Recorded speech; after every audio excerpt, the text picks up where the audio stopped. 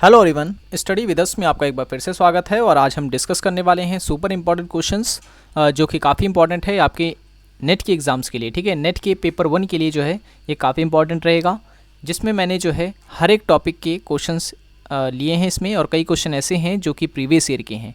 तो ये एक प्रकार का रिवीजन वीडियो है। ठीक है, और अगर आप लोग अपनी तैयारी करना चाहते हैं पेपर 1 की, तो आप हमारी प्लेलिस्ट पे भी जा सकते हैं, जहाँ पर हर एक टॉपिक की वीडियोज़ जो है आपको वहाँ पर ईजिली मिल जाएगी। ठीक है, NTA नेट पेपर 1 के नाम से हमारी प्लेलिस्ट है, लिंक डिस्क्रिप्शन में दे दी गई है, और ऊपर आई बटन पे क्लिक करके भी आप हमारी पहले की सभी वीडियोस को देख सकते हैं। तो चलिए शुरू करते हैं आज का वीडियो। तो आज का जो पहला सवाल है वो ये है कि यह किसने कहा है कि प्रभावी अध्यापन के लिए शिक्षक का स्वयं सदा अध्यापनशील रहना आवश्यक है। ठीक है, यानी कि अगर हम दूसरी भाषा में समझें तो पढ़ाने से पहले अध्यापक को खुद पढ़ना जरूरी है। ठीक है, इसका मतलब ये है। ठीक है, तो ये किसने कहा ऐसा कथन? तो ऐसा कहा था रविंद्रनाथ टैगोर ने। ठीक है, ऑप्शन नंबर 20 का करेक्ट आंसर है, रविंद्रनाथ टैगोर ने कहा था ऐसा। ठीक है, और यहाँ अगर बात करें हम महात्मा गांधी की, तो महात्मा गांधी ने वार्धा योजना लाई थी। ठीक है, वार्धा योजना, जिसे वार्धा प्लान के नाम से भी जाना जाता है, और इसके तहत उन्होंने बल दिया था किताबी शिक्षा के साथ साथ कार्य की कुशलता पर भी। ठीक है, इनका मानना ये था कि सिर्फ किताबी ज्ञान से जो है व्यक्ति का विकास नहीं हो सकता, कुछ उसको कौशल भी सिखाया जाना चाहिए, जिससे कि वो भविष्य में अपना जीवन भी चला सके। ठीक है, तो इस प्रकार की शिक्षा के लिए वार्धा योजना लाई गई थी। नेक्स्ट क्वेश्चन है, निम्नलिखित में से कौन सी शैक्षणिक सहायक सामग्री में दृश्य साधन का उदाहरण नहीं है?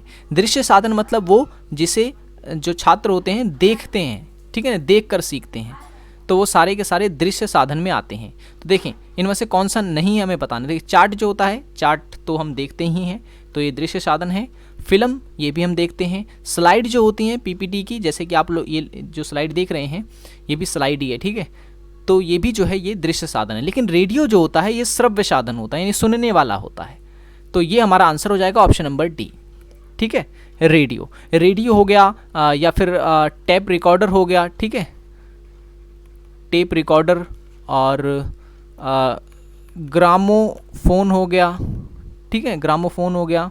तो इस टाइप के जो होते हैं ये सारे श्रव्य साधन में आते हैं, जबकि ये सारे के सारे दृश्य साधन में आते हैं। ठीक है, चार्ट, फिल्म, स्लाइड वगैरह। नेक्स्ट क्वेश्चन है, स्मृति सहायक उपकरण या मैनमोनिक्स पर अध्ययन किसके द्वारा किया गया था? ठीक है, मैनमोनिक्स इस तरीके से लिखा जाएगा इसे। ठीक है, किसके द्वारा किया गया था? तो देखिए है क्या ये स्मृति सहायक उपकरण। इन शॉर्ट अगर मैं आपको बताऊं तो ये एक है नोट्स बनाने की प्रक्रिया होती है। ठीक है, किसी भी चीज़ को लंबे समय तक याद रखने के लिए आप उसको अपनी तरीके से जब कार्टून में या फिर किसी भी दृश्य में, चित्र के रूप में, या फिर किसी भी चार्ट के रूप में जब भी आप किसी चीज़ को याद करने के लिए बनाते हैं तो वो नोट्स कहलाते हैं। ठीक है, तो इन नोट्स वाला तरीका ही मैनोमिक्स या फिर स्मृति सहायक उपकरण कहलाता है। तो क्वेश्चन ये कह रहा है कि इसकी खोज किसने की थी, किसने सबसे पहले ये पता लगाया था नोट्स वगैरह के बारे में। ठीक है, नोट्स वगैरह के बारे में किसने इस पर रिसर्च की थी, और उसने बताया था कि ये जो तरीका है वो किसी भी विषय को अच्छे से याद रखने का सबसे आसान तरीका है। तो ये बताया था गेरोल्ड आर मिलर ने। ऑप्शन नंबर बी इसका करेक्ट आंसर है। ठीक है, गेरोल्ड आर मिलर ने 1967 में उन्होंने ये रिसर्च की थी इस पर। ठीक है, 1967 में उन्होंने इस पर रिसर्च की थी। ठीक है, नोट्स की प्रक्रिया।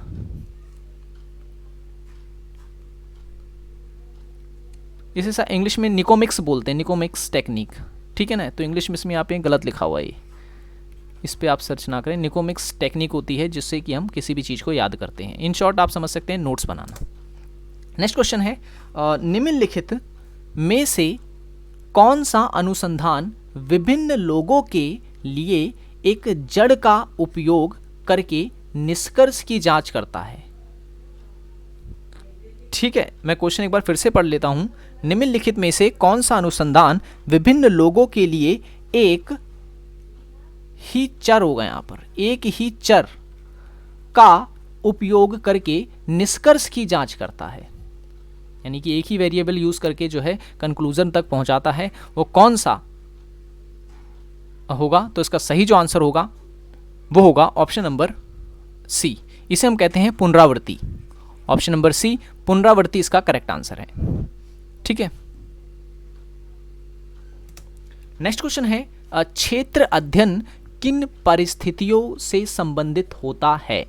ठीक है, किन परिस्थितियों से संबंधित होता है? देखें, वीडियो अगर आपको ऐसी पसंद आती हो तो लाइक ज़रूर करा करें, क्योंकि देखें हर दिन जो है लगभग 3 से 3,500 लोग जो है हमारी वीडियोस को देखते हैं, लेकिन लाइक सिर्फ करते हैं उनमें से 300 या 400। तो देखें, अगर आपको अच्छी लगती है वीडियो तो उसे लाइक करने में आपका कुछ भी नहीं जाता, तो उसे अगर आप लाइक करेंगे तो इससे हमें भी कुछ नहीं मिलेगा, जिससे बस हमें एक प्रोत्साहन मिलता है कि अधिकतर लोग जो हैं हमारी वीडियोस को देखते हैं। ठीक है, हमारी ये सीरीज़ काफ़ी अच्छी है, लगभग 3 से 4,000 लोग एक दिन में देखते हैं इस वीडियो को। ठीक है, तो लाइक ज़रूर किया करें आप लोग। ओके, क्षेत्र अध्ययन किन परिस्थितियों से संबंधित होता है? तो देखें, इसका जो सही आंसर होगा वो होगा ऑप्शन नंबर ए, वास्तविक जीवन की स्थिति से संबंधित होता है क्षेत्र अध्ययन। ठीक है, वास्तविक जीवन की स्थिति से संबंधित होता है।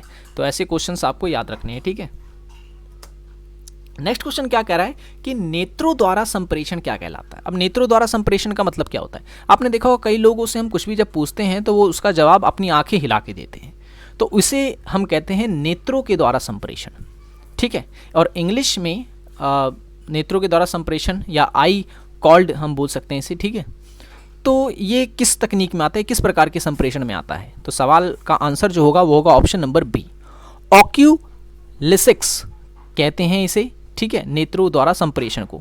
और प्रोसेमिक्स किसे कहते हैं? तो प्रोसेमिक्स कहते हैं किसी भी बड़े व्यक्ति, आपने देखा, एग्जाम्पल से मैं समझा देता हूँ, कोई एक बड़ा व्यक्ति है तो उसके बगल में अगर छोटे छोटे कोई व्यक्ति बैठे हुए हैं या फिर खड़े हुए हैं, तो इससे हमारे दिमाग में क्या आता है? इससे हमारे दिमाग में ये आता है जरूर ये इसके खास लोग हैं।